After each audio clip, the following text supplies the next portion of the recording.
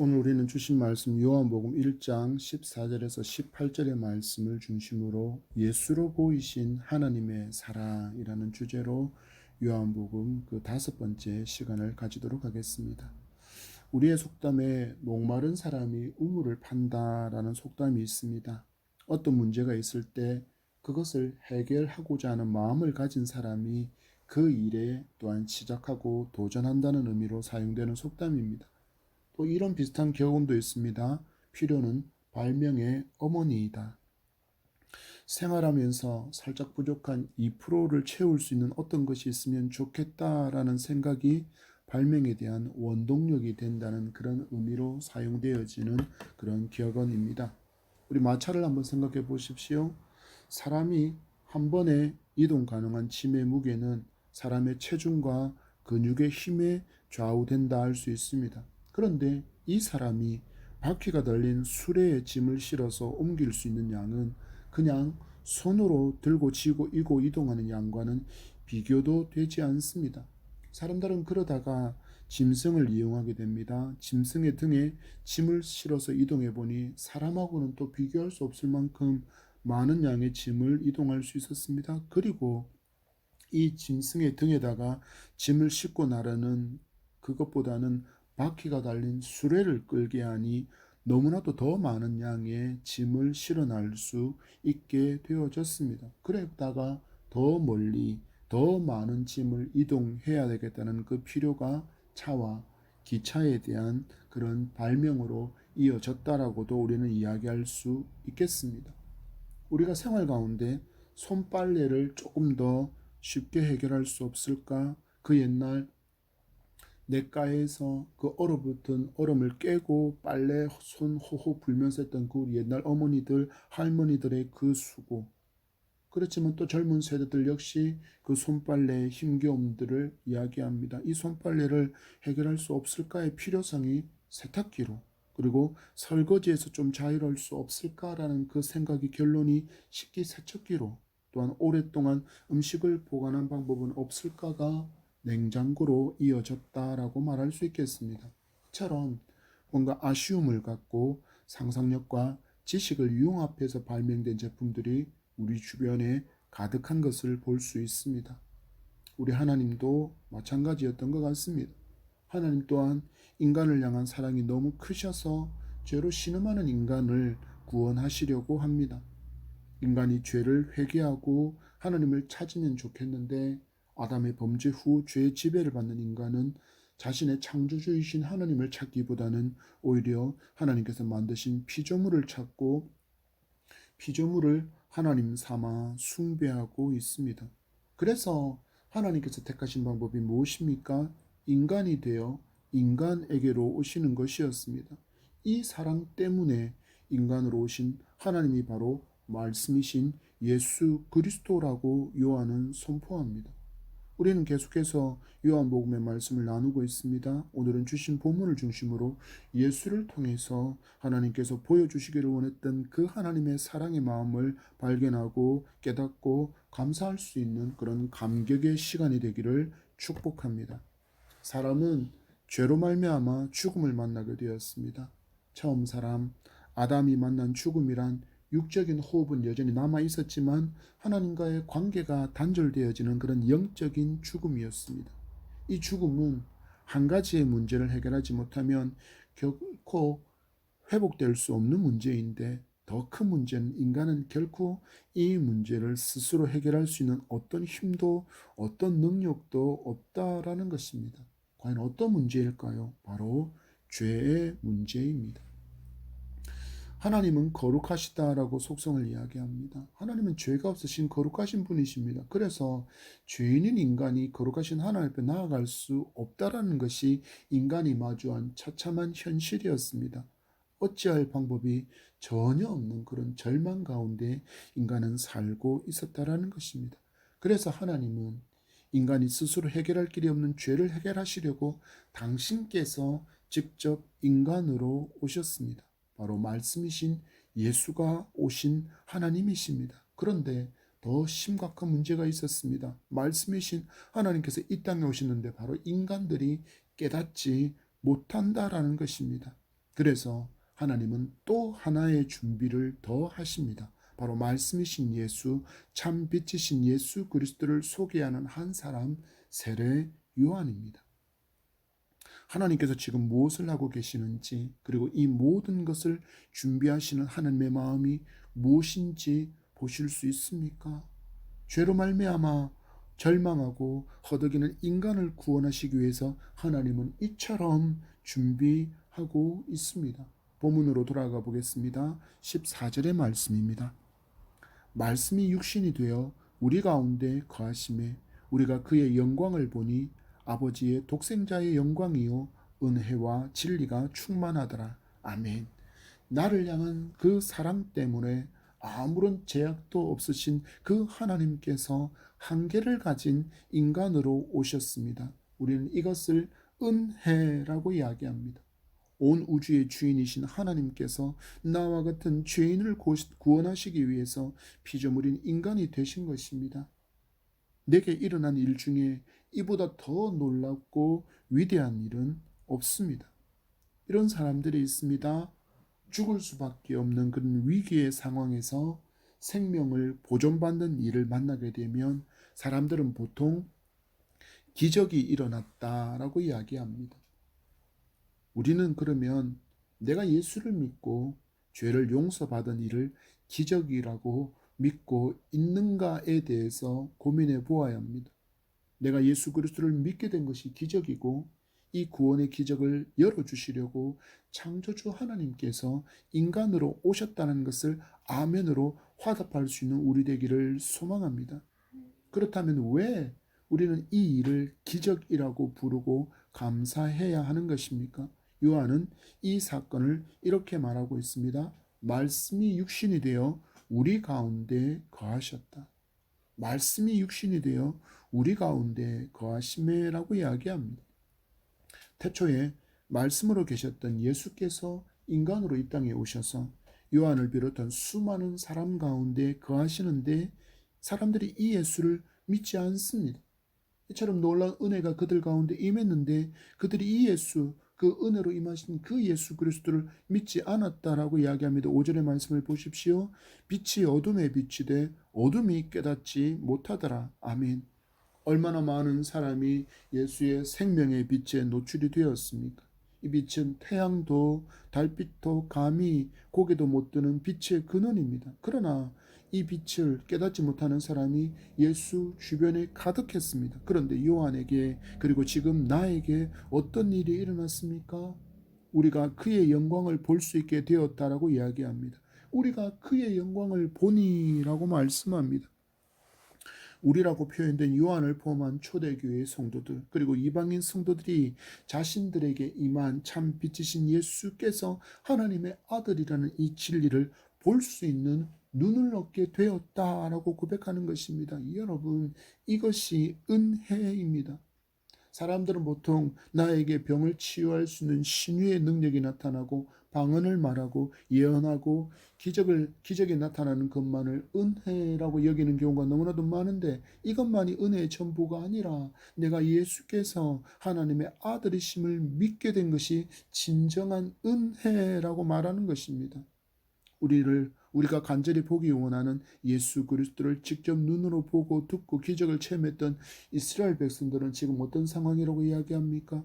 예수를 제대로 발견하지 못하고 있다라고 이야기합니다. 요한복음 14장 8절에는 제자인 빌립도 이런 모습을 보이고 있습니다. 요한복음 14장 8절 말씀에 빌립이 이르되 주여 아버지를 우리에게 보여주옵소서 그리하면 족하겠나이다. 아멘. 그들은 분명히 눈으로 예수 그리스도를 보고 있지만 전 인격적으로 예수 그리스도를 자신의 구주로 보지 못했다라는 것입니다.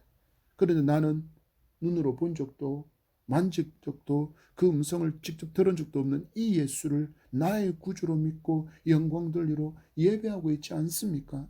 이처럼 예배하는 우리 모두가 기적의 주인공임을 믿고 감사하며 살아가기를 바랍니다. 이어지는 말씀입니다.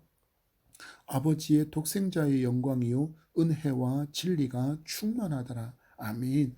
아버지이신 하나님의 영광을 예수께서 요한과 제자들에게 보여주셨다라고 이야기합니다. 죄로 절망하고 저주의 인생을 살아가면서도 하나님을 찾지 못한 인간을 이처럼 사랑하시고 직접 찾아오셔서 하나님을 보여주신 분이 예수라고 말합니다. 그런데 백성들은 눈앞에 계신 예수께서 하나님의 독생자이신데 그 영광의 본체인데 뭐라고 기록하고 있습니까? 못 보았다라고 이야기합니다. 눈으로 본 예수는 있었지만 그들이 정말 이 땅에 오신 하나님의 아들, 독생하신 그 하나님의 아들이신 예수를 정확하게 알 수 없다라는 것입니다. 그들은 이야기합니다. 우리는 아브라함의 자손입니다. 우리는 하나님에 대한 믿음이 있노라고 그들은 외쳤습니다. 그들은 예수께서 보여주신 그 은혜와 진리의 충만함, 곧 하나님의 성품이 예수께로부터 드러나는 것을 눈으로 보고도 예수를 하나님으로 보지 못했다라는 것입니다. 많은 사람이 교회를 다닌다고 다 예수를 볼 수 있는 것은 아닙니다. 교회가 진리를 외치는 곳이기에 구원의 통로는 될 수 있지만 교회만 다닌다고 구원을 얻지 못한다는 것입니다. 무슨 일이 내게 일어나야 합니까? 하나님의 은혜를 입어야 합니다. 이 말은 성령께서 내 마음을 만지시는 역사가 일어나야 우리는 비로소 믿을 수 있게 된다는 것입니다. 이처럼 이 은혜를 얻을 수 있는 방편에 대해서 웨스트민스터 신앙 고백서는 이렇게 세 가지를 우리에게 알려줍니다. 말씀과 성례와 기도.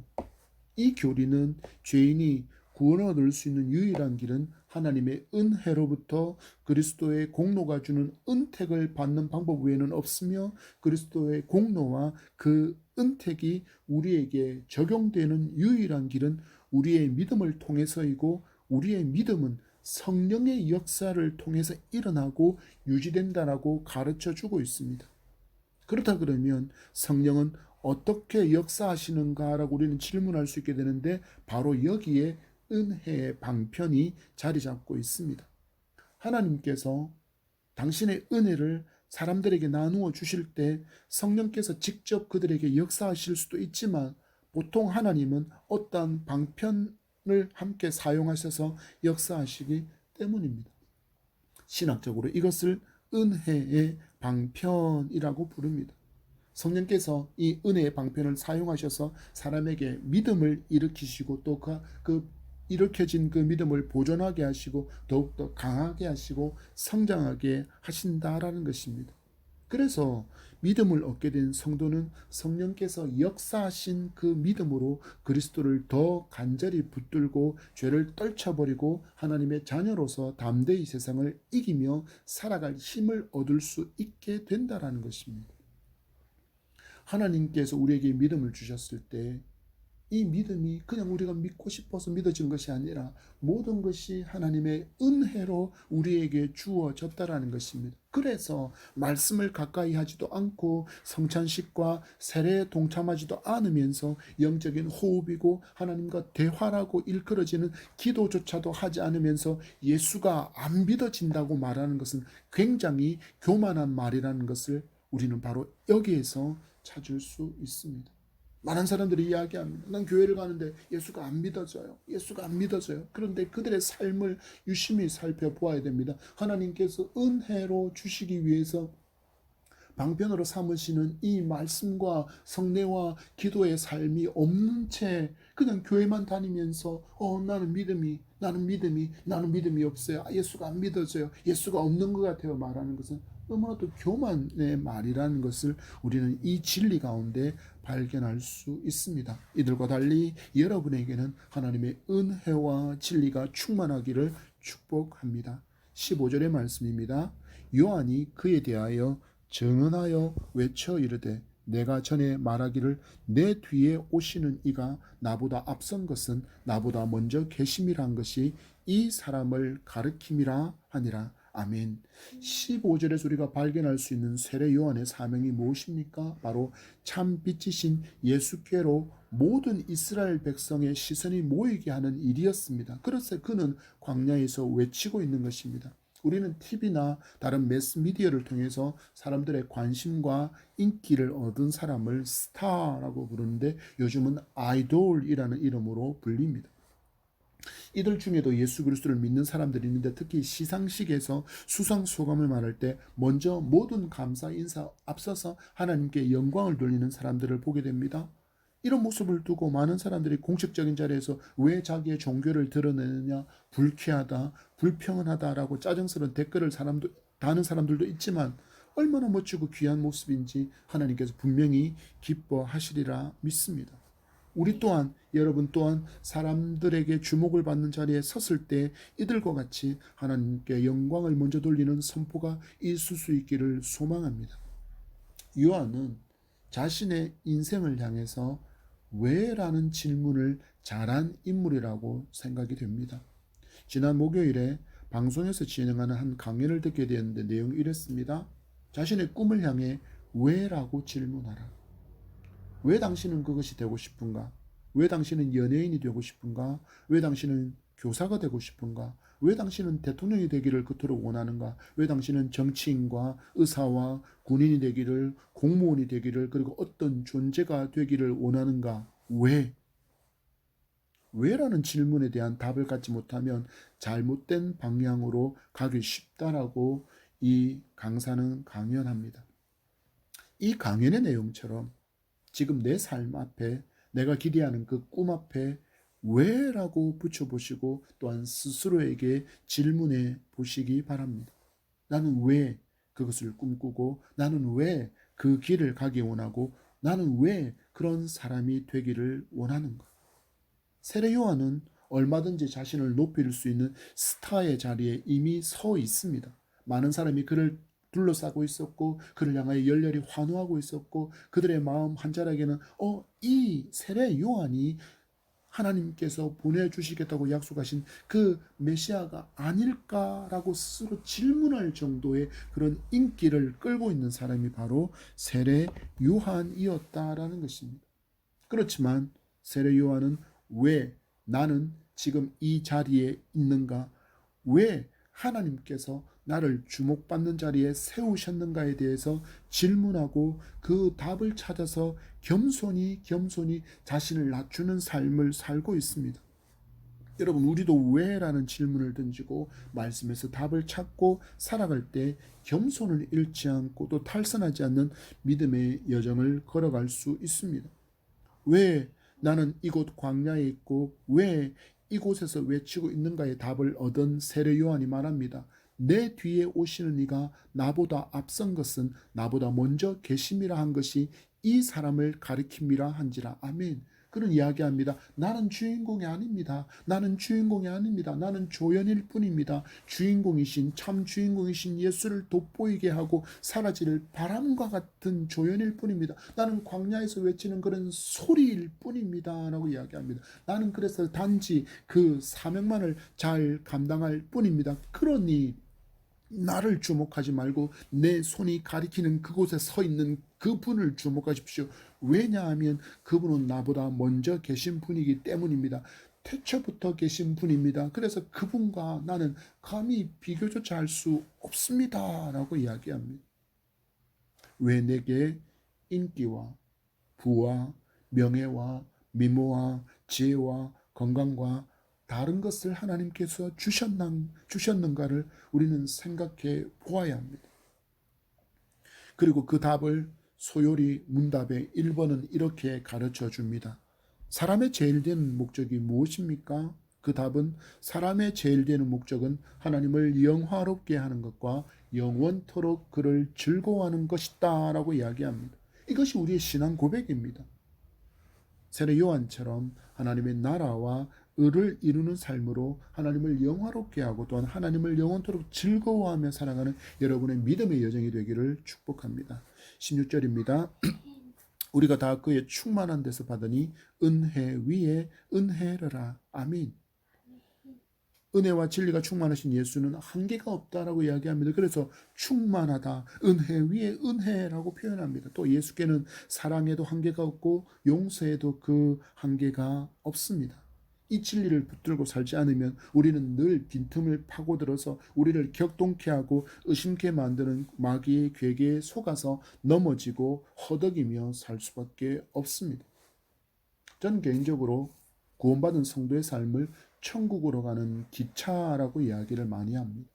성도는 지금 어디에 있다는 이야기입니까? 천국행 기차 안에 있다는 이야기합니다. 잠시 어린아이의 찬양 중에 구원 열차라는 그 찬양의 가사를 잠시 읽어드립니다. 나는 구원 열차 타고서 하늘나라 가지요. 죄악역 벗어나 달려가다가 다시 내리지 않죠. 차표 필요 없어요. 주님 차장 되시니 나는 염려 없어요. 나는 구원 열차 올라타고서 하늘나라 가지요.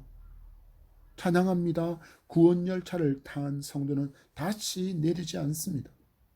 차표도 필요 없습니다. 더군다나 이 천국 열차의 차장이 주님이시기 때문에 어떤 일도 일어나지 않습니다. 어떤 사고도 일어나지 않습니다. 반드시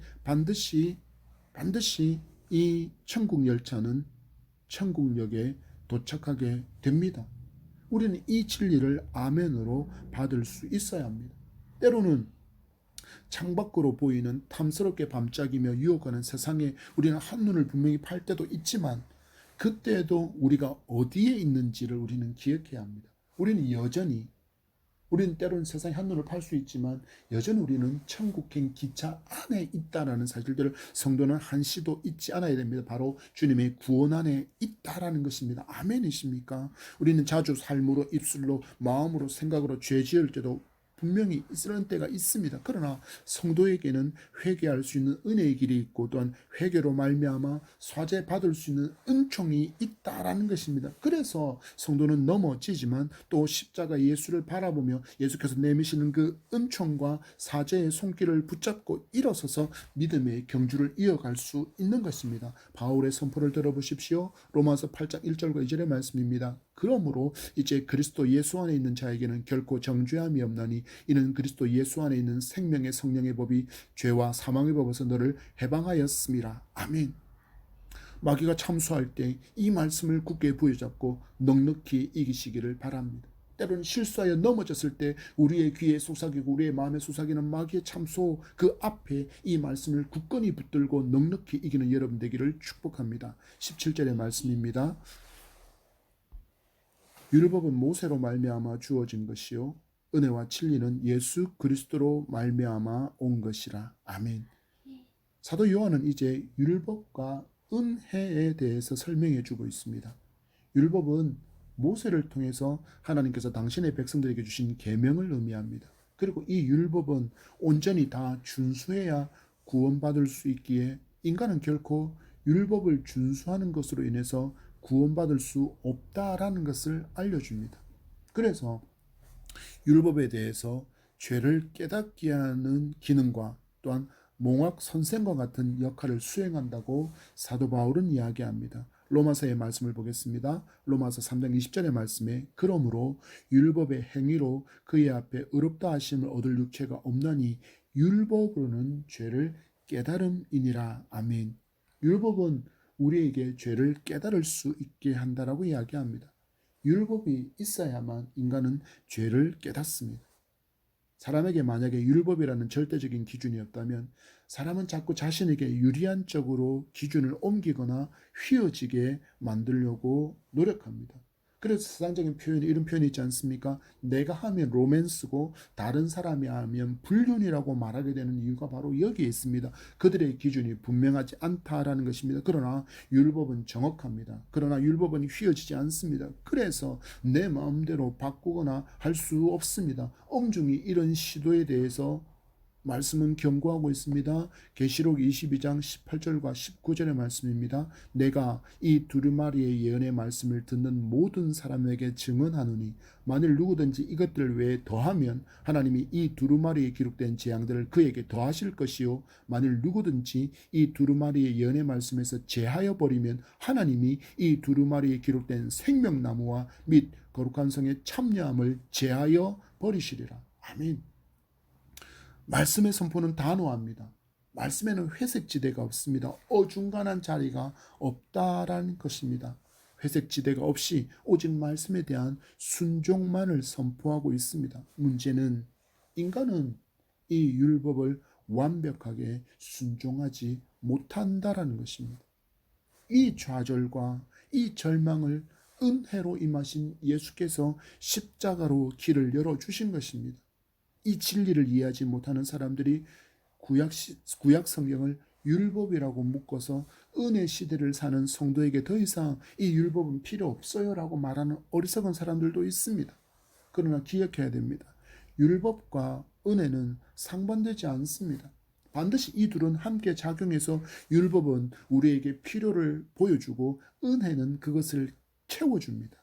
그리고 은혜는 우리에게 용서를 제공해주고, 그리고 율법은 우리에게 해야 할 의무를 가르쳐 줍니다.